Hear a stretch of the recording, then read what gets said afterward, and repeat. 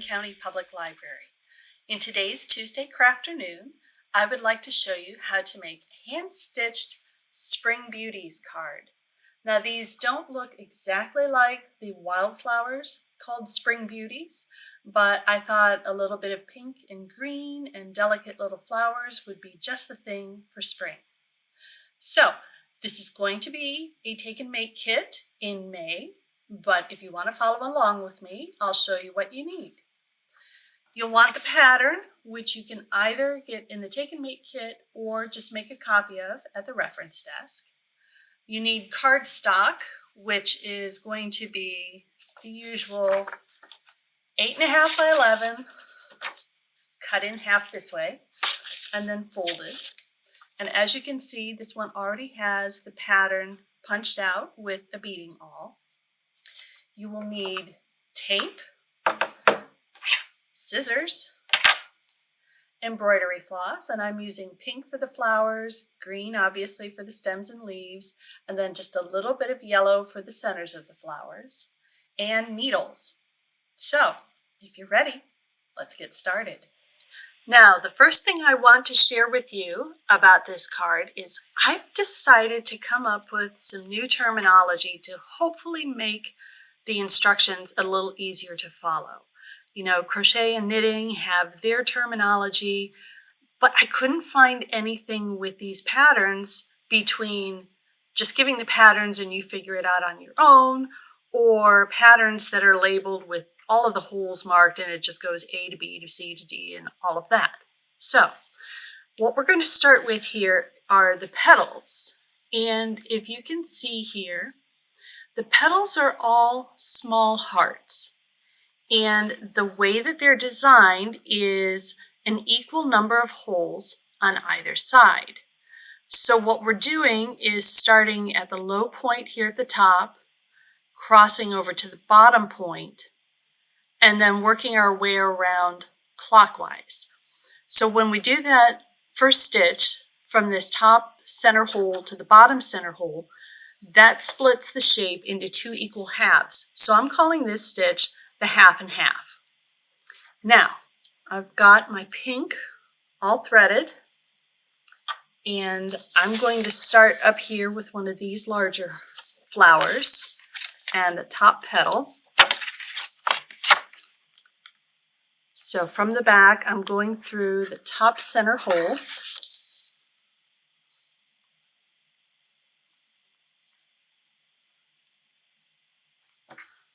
And I'll tape the end down. Remember, we do not use knots on this. Why? So we can keep it a little bit flatter. All right, so that is taped down. And now I'm going from that top center hole to the bottom center hole at the very point. And right there you can see we've divided that heart in half. So now I'm going to come up the next hole going clockwise, and then I cross over, go to the next hole clockwise from the first one. And so on around, crossing back and forth until it's all filled in. So I'll just go ahead and do that.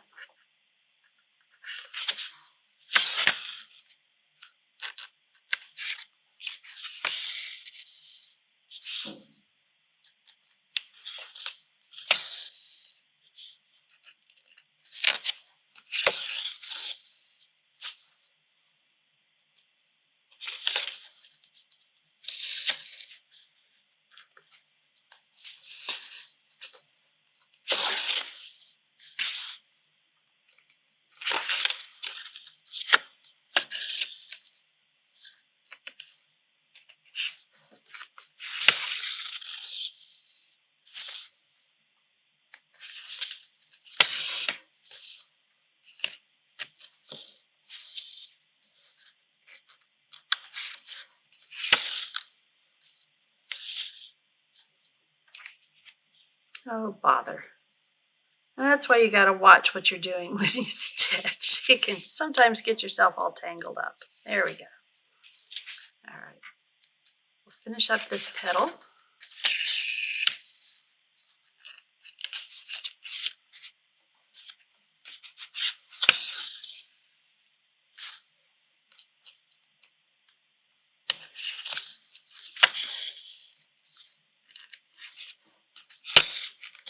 And there we go. First petal is done.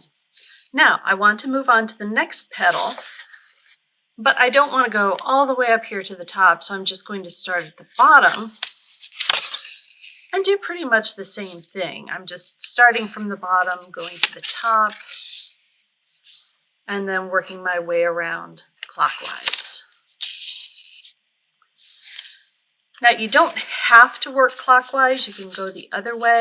I just find it's a lot easier to remember if I tell myself every time I'm doing this, they're all going the same way and they all look consistent.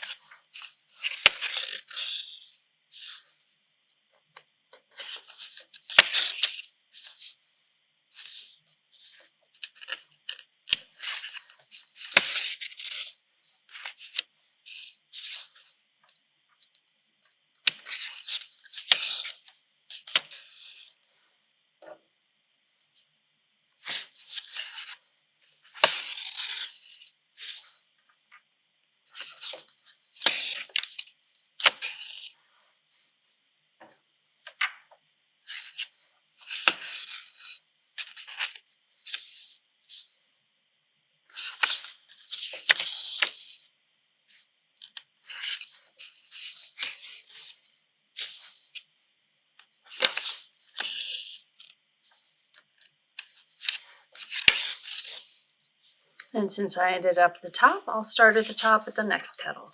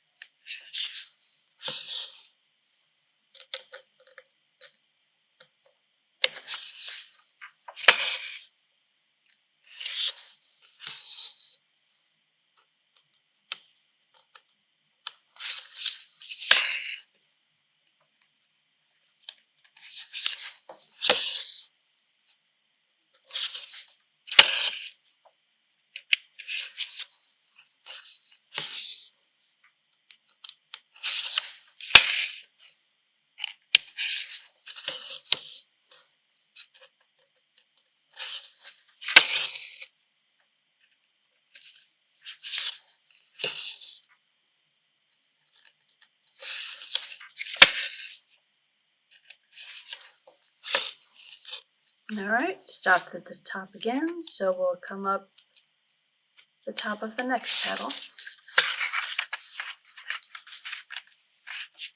And I'm probably going to run out on this one, but that's okay. Oops, wrong way. It's always good to check before you pull your needle all the way through just to make sure you're on the right spot. There we go.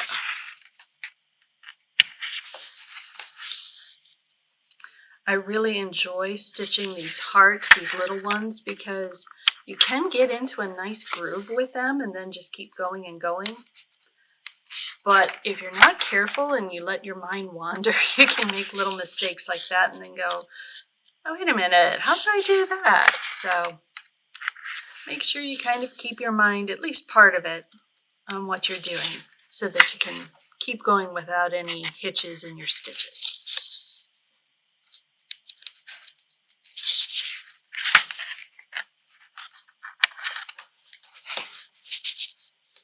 I think I can do one more stitch here.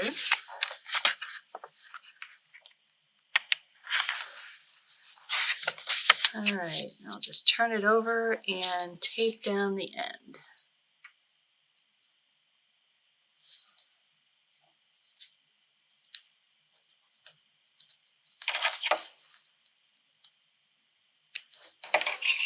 Okay, so that's the basic for the flowers.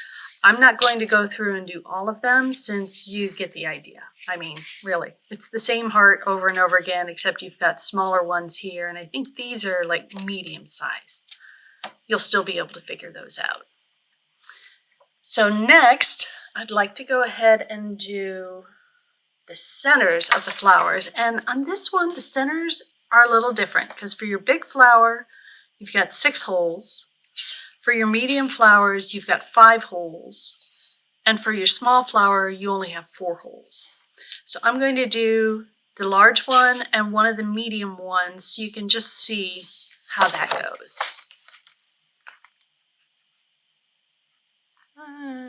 Pick a hole, any hole. Doesn't really matter.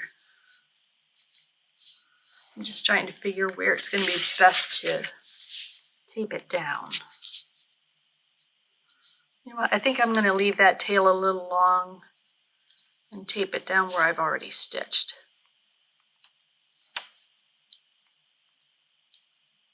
That way it doesn't matter if I accidentally tape over a hole, you know?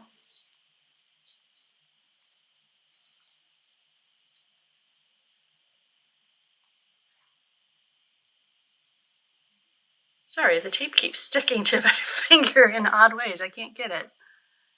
Darn it. All right, let's just do another piece of tape because that one's getting all wonky.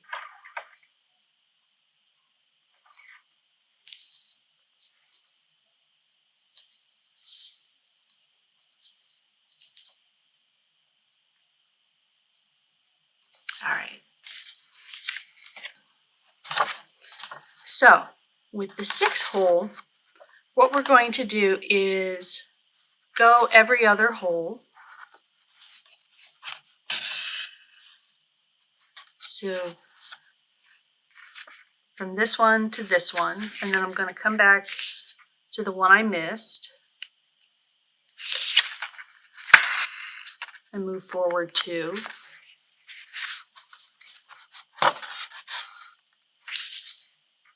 Come back 1, move forward 2, back 1, forward 2. You get the idea. We're going to go around so it's like a little 6-pointed star. For intertwined triangles. Actually, I want to come up on the outside of that. There we go, and then go over.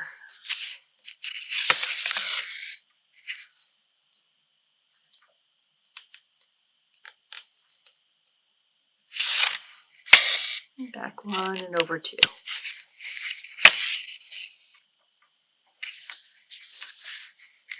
Now you could do it more as like a triangle first and then the triangle over it. It's up to you.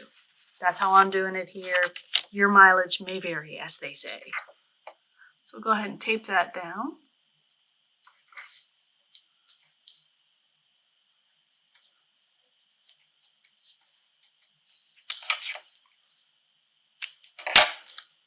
And I'll show you how to do one of the medium ones down here.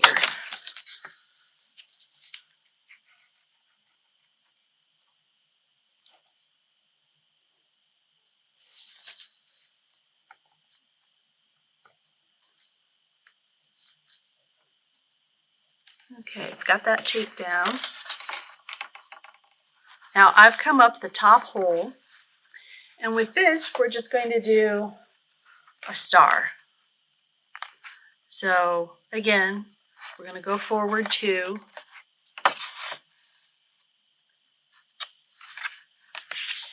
and back 1,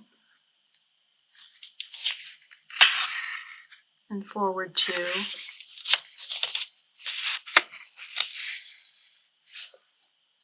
and back 1, forward 2.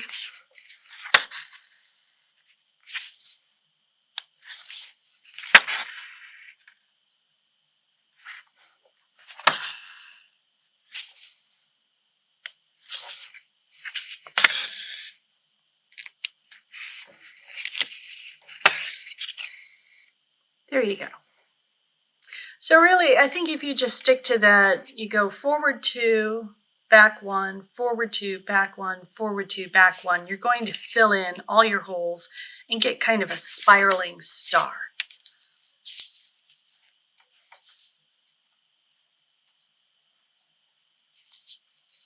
So we'll tape that down. And we'll call it good for those. Now, to do the stems and the leaves, we've got 2 different types of stitches we're working on here. So I'm going to start off with the stem, and I'm going to call this stitch the run and fill, because what you're doing is you're going to start off making a running stitch, which is you come up one hole, go down the next, come up the next, go down the next, and you create sort of a dashed line.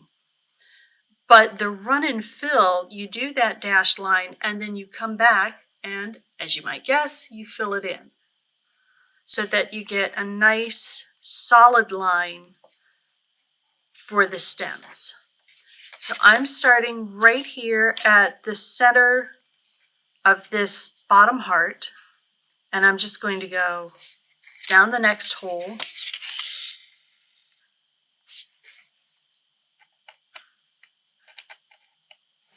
up the next, down the next,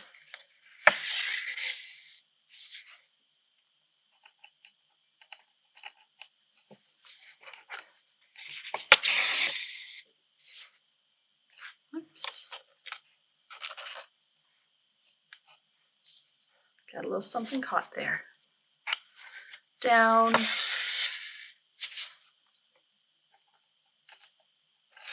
up,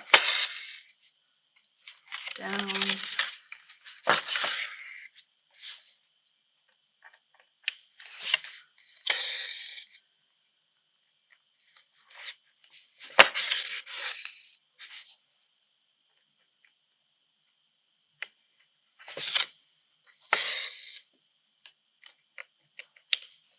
I'm not going to take this all the way to the very end. I'm not going to take up your time doing that because you get the idea with this. But I'll come up here and we'll start working our way back to fill in. So all of those gaps between the dashes, you're just doing a running stitch on top of a running stitch, basically, if you want to wrap your head around it that way. But I like to think of it as filling in the blanks.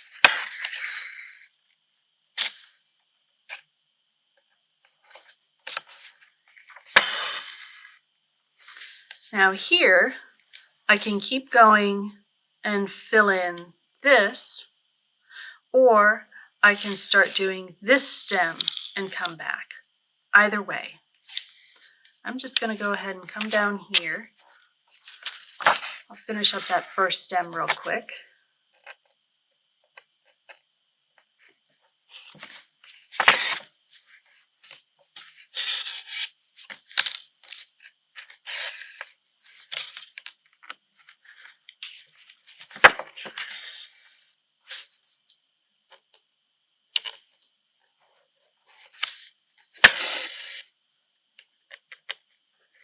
Because that puts me closer to the end of this leaf.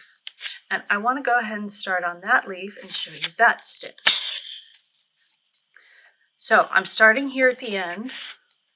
You can start closer in. You can do that too. It just depends on which way you want your lines to run. For these, I've actually started at the end so that the threads get piled up the closer you get to the stem. Now, this one is what I'm going to call the reach. And the reason that's the case, and this is something you've seen a lot in other card patterns. The reach is very similar across all those patterns. It's just the number of holes you're reaching. So if you think of this end hole as the first hole, I want to reach ahead 9 holes. So I'm going to count 1, 2, 3, 4, 5, 6, 7, 8, 9 and go down. So that's our reach. The second part of the reach is always you just move forward 1, and it's always 1 hole you're moving forward, and then you reach back the same number of holes to the hole just before where you started. And again, you move forward 1, you reach, in this case, 9, go down, move forward 1, reach back 9 and down. So you're moving forward and back a set number of holes, but there's always just shifting it 1 hole forward every time so that you get that progression of threads to build up and give you more of a 3D effect and a curve to your line.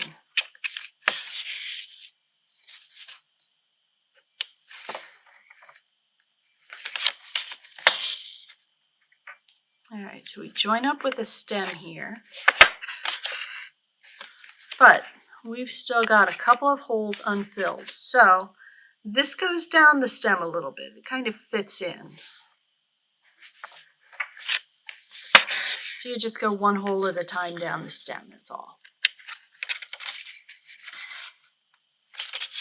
You've got 1 more hole to fill.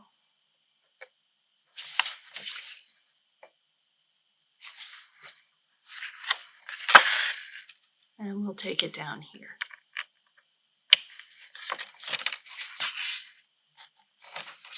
All right, so that's how you'll do the leaf. These leaves are both a reach 9. The smaller leaves are going to be a smaller reach just because you don't have as much space. You don't have as much space on these curves to be able to do the longer reach. But those will be indicated in the pattern instructions as well. As you can see, they're a much shorter curve. I think this one's a reach 5 and this one might be a reach 6. But like I said, those will be in the instructions. So those are your 3 basic stitches, actually 4 if you count the centers of the flowers, that you're going to use in this pattern. You've got the half and half for the heart petals. You've got the forward 2, back 1, which is kind of a little bit of a reach for the centers of the petals. You've got the run and fill for all of your stems to get those nice long curving lines. And then you've got the reach for the leaves. So that's the basics of how you do this. I won't spend the time to go ahead and fill in the whole thing because it does take a little bit longer getting all of those little fiddly bits filled in. But you've got all the basics, and you can sign up for this Take and Make kit, which is going to be, I think, mid-May sometime. Call us at the reference desk or sign up through the library's calendar of events. And then if you're not able to get a kit, and I think they are running out at this point, you can always just ask for the pattern and instructions, and we can set you up with that. In the meantime, I hope you will enjoy the springtime weather, get some of these little wildflowers in your vision while you go outside, and stay healthy, be kind, and get creative. Bye.